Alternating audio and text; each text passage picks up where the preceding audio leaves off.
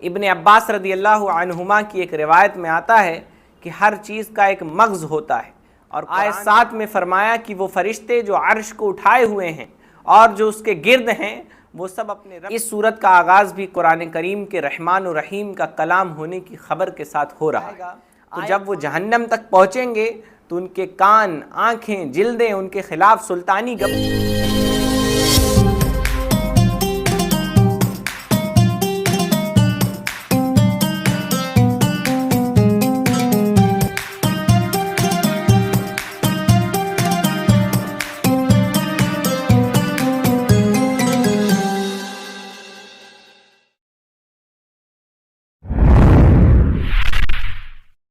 بسم اللہ الرحمن الرحیم۔ ناظرین اکرام، میں محمد انس قادری دستک ٹوڈے کی خاص پیشکش خلاصہ قرآن کی 24ویں کڑی لے کر آپ کے سامنے حاضر ہوں۔ اس میں ہم قرآن مجید کے 24ویں پارے فمن اظلم کا خلاصہ آپ کے سامنے پیش کریں گے۔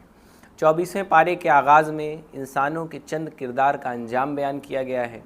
اگلی آیت میں اللہ تعالیٰ نے نیند کو عارضی موت سے تعبیر کیا اور بتایا کہ نیند اور موت میں اتنا ہی فرق ہے کہ موت کی صورت میں بندے کی روح عارضی طور پر نہیں بلکہ مدت دراز کے لیے قبض کر لی جاتی ہے، اور نیند کی حالت میں وقتی طور پر نکال لی جاتی ہے۔ پھر جس کی موت کا وقت آ چکا ہو اس کی روح واپس نہیں کی جاتی۔ غور و فکر کرنے والوں کے لیے اس میں یقیناً درس عبرت اور سامان نصیحت موجود ہے۔ آیت 49 سے بتایا جا رہا ہے کہ انسان جب تکلیف سے دوچار ہوتا ہے تو گڑ گڑا کر اللہ تعالیٰ کو مدد کے لیے پکارتا ہے۔ جب اللہ تعالیٰ تکلیف دور کر دیتا ہے اور اپنی نعمت سے نوازتا ہے تو وہ اس نعمت کے حصول کو اپنی صلاحیت اور تدبیر کا نتیجہ قرار دے کر اللہ تعالیٰ کی ناشکری کرتا ہے۔ آیت 53 میں بندوں پر اللہ تعالیٰ کی خصوصی رحمت اور اس کے فضل و احسان کا بیان ہے۔ پھر سورت کے اخیر میں بتایا کہ کافروں کو گروہ در گروہ جہنم کی طرف ہانکا جائے گا اور وہاں ان کا استقبال توہین آمیز انداز میں ہوگا، جبکہ اہل ایمان کو اکرام کے ساتھ جنت کی طرف لے جایا جائے گا اور وہاں ان کا استقبال اعزاز و اکرام کے ساتھ ہوگا، اور وہ اپنے اعمال و معال پر اترانے کی بجائے اللہ تعالیٰ کی تعریف میں رطب اللسان ہوں گے۔ یہاں پر سورہ زمر مکمل ہوتی ہے، اس کے بعد سورہ مومن جس کا نام سورہ غافر بھی ہے کی ابتدا ہوتی ہے۔ اس صورت میں ایک مرد مومن کی حق گوئی و بے باکی کا تذکرہ ہے۔ اس کے علاوہ اللہ تعالیٰ کے لیے غافر، گناہوں کو معاف کرنے والا کی صفت کا اطلاق کیا گیا ہے، اس لیے اسے سورہ مومن یا غافر کہہ دیا جاتا ہے۔ اس صورت کا آغاز حروف مقطعات حامیم سے ہوا ہے۔ ایسی صورتوں کی تعداد جن کی ابتدا حامیم سے ہوئی ہے کل 7 ہیں، جنہیں اصطلاحاً حوامیم سبعہ اور آل حامیم بھی کہتے ہیں۔ ابن عباس رضی اللہ عنہما کی ایک روایت میں آتا ہے کہ ہر چیز کا ایک مغز ہوتا ہے اور قرآن کا مغز آل حامیم ہے۔ سورت کی ابتدا میں تاجدار کائنات صلی اللہ علیہ وآلہ وسلم کے دائمی معجزہ قرآن کا بیان ہے، جو کئی صدیاں گزر جانے کے باوجود آپ کی نبوت کی صداقت کا گواہ ہے۔ اللہ تعالیٰ کے علوم و معارف پر قدامت اور کہنگی کا اثر نہیں ہوتا، وہ آج بھی تازہ اور زندہ کلام ہے اور صبح قیامت تک کلام نو کا مزہ دیتا رہے گا۔ انسان جیسے جیسے ترقی کے مدارس طے کرے گا، قرآن اس کی پیشوائی اور رہنمائی کرتا نظر آئے گا۔ آیت 7 میں فرمایا کہ وہ فرشتے جو عرش کو اٹھائے ہوئے ہیں اور جو اس کے گرد ہیں وہ سب اپنے رب کی حمد کے ساتھ اس کی تسبیح کرتے ہیں اور اس پر ایمان رکھتے ہیں اور مومنوں کے لیے مغفرت طلب کرتے ہیں اور کہتے ہیں، اے ہمارے رب، تیری رحمت اور تیرا علم ہر چیز کو محیط ہے، سو جنہوں نے توبہ کی ہے اور تیرے راستے کی اتباع کی ہے ان کی مغفرت فرما اور ان کو دوزخ کے عذاب سے بچا۔ پھر قیامت کے دن مجرموں کا باہمی جھگڑا اور اپنے جرائم کی ذمہ داری دوسروں پر ڈالنے کی مذموم حرکت کو ذکر کر کے بتایا کہ وہ ایک آدھ دن کے لیے ہی جہنم کے عذاب میں تخفیف کی درخواست کریں گے، مگر وہ بھی پوری نہیں کی جائے گی۔ اگر انسان خارجی کائنات پر غور و فکر کرنے کی بجائے خود اپنی تخلیق ہی میں غور و نظر کر لے تو وہ اللہ تعالیٰ کو پہچان سکتا ہے۔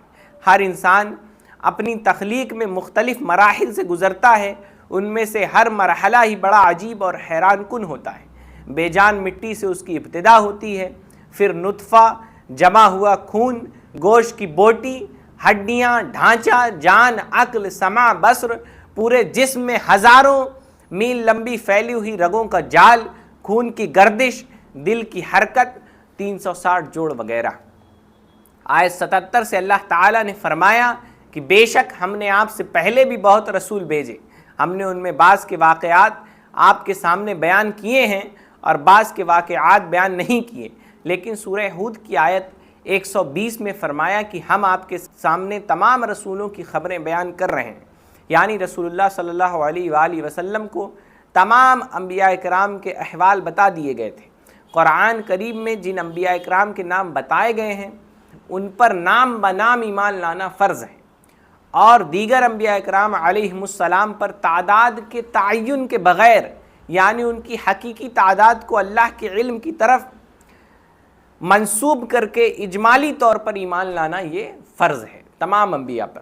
بعدہ سورہ سجدہ کی ابتدا ہوتی ہے۔ اس سورت کا آغاز بھی قرآن کریم کے رحمان و رحیم کا کلام ہونے کی خبر کے ساتھ ہو رہا ہے۔ آیت 5 میں کفار کی انتہائی سرکشی کی کیفیت کو بیان کیا جاتا ہے۔ اس کے بعد اس کائنات کی تخلیق کے حوالے سے اللہ تعالیٰ کی بے پایہ قدرت و جلالت کا ذکر ہے، لیکن ان کھلی نشانیوں کو دیکھنے کے باوجود منکر قومیں ایمان نہیں لاتی اور قادر و قیوم پروردگار کے حضور سجود نیاز نہیں گزارتی۔ اگلی آیتوں میں قوم عاد و سمود کی تاریخ سے درس عبرت حاصل کرنے کی تلقین ہے۔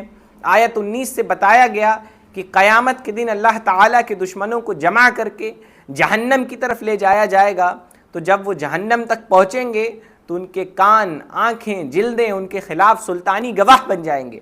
کفار اپنی جلدوں یعنی اپنی چمڑوں سے کہیں گے تم نے ہمارے خلاف گواہی کیوں دی؟ ان کے اعضاء و جوارح یعنی باڈی کے پارٹس جواب دیں گے ہمیں اسی اللہ تعالیٰ نے قوت گویائی یعنی بولنے کی طاقت عطا کی، جس نے تمہاری زبان کو بولنا سکھایا، اسی نے تم کو پہلی بار پیدا کیا اور پھر انجام کار اسی کی جانب تم لوٹ جاؤ گے۔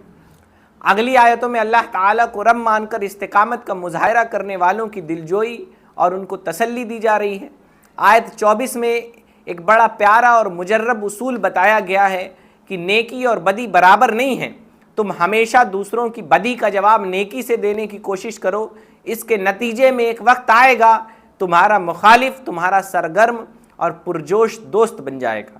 آیت 39 میں بتایا گیا کہ دن رات، سورج، چاند اللہ تعالیٰ کی قدرت کی نشانیاں ہیں، لہٰذا انہیں سجدہ کرنے کی بجائے ان کے پیدا کرنے والے کو سجدہ کرو۔ اخیر پارے میں ایک بڑے ضابطے کی بات کی گئی ہے کہ جو نیک عمل کرتا ہے سو وہ اپنے ہی لیے کرتا ہے، اور جو برے کام کرتا ہے سو ان کا وبال اسی پر پڑے گا، اور پروردگار عالم کبھی بندوں پر کسی بھی طرح ظلم نہیں فرماتا۔ اللہ تعالیٰ کی بارگاہ میں دعا ہے کہ مولا کریم ہم سب کو قرآن مجید کے احکامات سیکھنے اور اس پر عمل کرنے کی توفیق عطا فرمائے۔ استغفر اللہ ربی من کل ذنب و اتوب الیہ۔ میں محمد انس قادری، دستک ٹوڈے، گورکھپور۔